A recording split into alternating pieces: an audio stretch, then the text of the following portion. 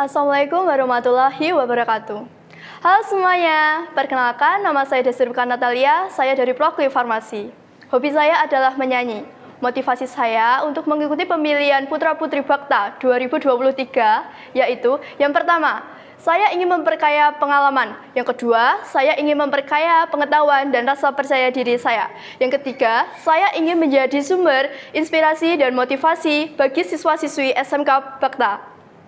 Dan terlebih lagi, saya ingin dikenal oleh banyak orang dari lingkungan sekolah ataupun dari luar.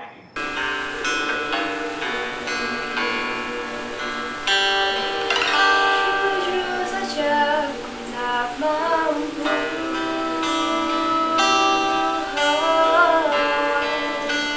hilangkan wajahmu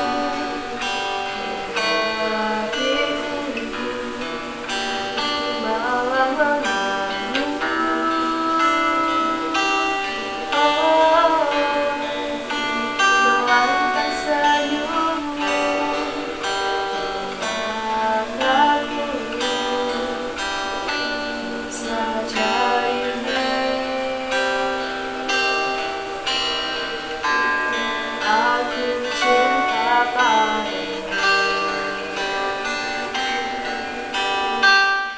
Perkenalkan, nama saya Desirbukan Natalia, saya dari Proklim Farmasi. Di sini saya akan membahas tentang isu-isu masalah kesehatan tentang obat paracetamol akibat kematian anak-anak di Gambia. What's going on?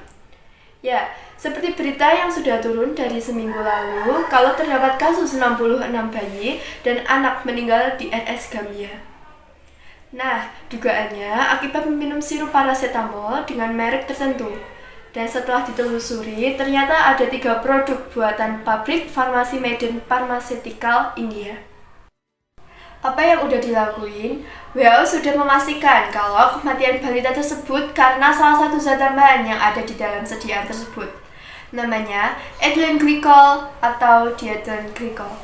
Dan ini menjadi salah satu kekhawatiranku saat ini. Kaos menurutku masih banyak simpang siur atau salah paham mengenai zat satu ini. Jadi di dalam pembuatan obat ini bukan hanya zat aktif saja, tetapi ada yang namanya zat tambahan. Zat tambahan ini berfungsi untuk membantu formulasi obat, membuat obat lebih mudah dicerna dalam tubuh, and so on. Kalau teorinya di dalam zat tambahan kurang lebih pemanis, pengental, pelarut, pemberi rasa dan warna. Nah, si ethylene glycol dan diethylene glycol ini termasuk kemana ya? Masuknya ke pelarut ya. Bisa juga berfungsi sebagai pengawet atau antimikroba. Nah, tapi penggunaan ethylene glycol dan diethylene glycol tidak lazim di obat sirup. Jadi, jatuhnya ethylene glycol dan diethylene glycol ini bahan cemaran di sediaan obat. Terlepas dari pembuatan obat itu sudah diatur sedemikian rupa di CPOB dan peraturan lainnya. BPOM sudah menetapkan batas dan bahan cemaran sesuai standar internasional. Banyak seberapa mah pelarut yang aman digunakan di obat, misalnya sodium lauryl sulfat. BPOM telah mengumumkan produk dengan zat ethylene glycol dan diethylene glycol. Yang pertama, promethazine oral sustain. Yang kedua, Cofacmalin baby cough syrup. Yang ketiga, Macof baby. Yang keempat, Magrib and Col syrup. First, keempat obat hasil temuan WHO tersebut sudah dipastikan tidak terdaftar di BPOM.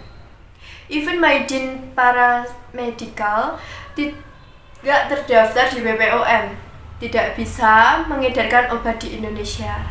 Keempat obat tersebut tidak bisa terdaftar di Indonesia atau beredar di Indonesia. Hanya 1 dari 4 obat tersebut mengandung paracetamol, yaitu MG Trip and Cold. Jadi cuma 1 merek sirup yang mengandung paracetamol. Obat yang tercemar EG dan DEG bukan saja paracetamol saja, tetapi promazin, peranin, maleat, dan lain-lain. Dalam kasus gembira ini, jadi bukan paracetamolnya yang menjadi penyebab gagal ginjal akut, tapi pencemarnya. yaitu ethylene glycol dan diethylene glycol. Terus, kenapa dong pencemar diethylene glycol dan ethylene glycol juga ditemukan di 3 produk lainnya? Aku berkesimpulan begini. Yang pertama, Maiden Pharmaceutical India tidak taat peraturan or nggak menerapkan GMP atau Good Manufacturing Practice. Why?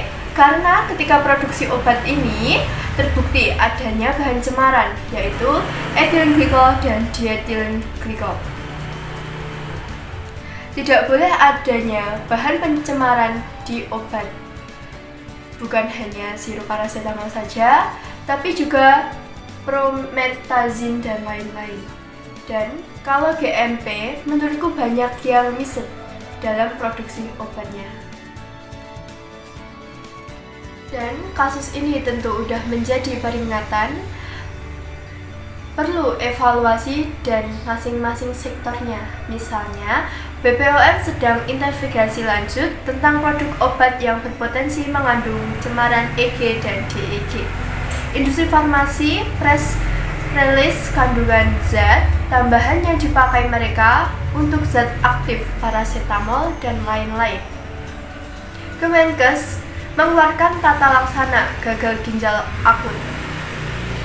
IDAI mengeluarkan rekomendasi penggunaan paracetamol sirup. And also apoteker mencerdaskan penggunaan obat terutama untuk anak dan ibu dan mencari alternatif lain penggunaan paracetamol. Ayo dukung saya di ajang pemilihan Putri Fakta 2023 dengan cara like, comment, subscribe YouTube channel IIK Fakta. Terima kasih, dadah, sampai jumpa.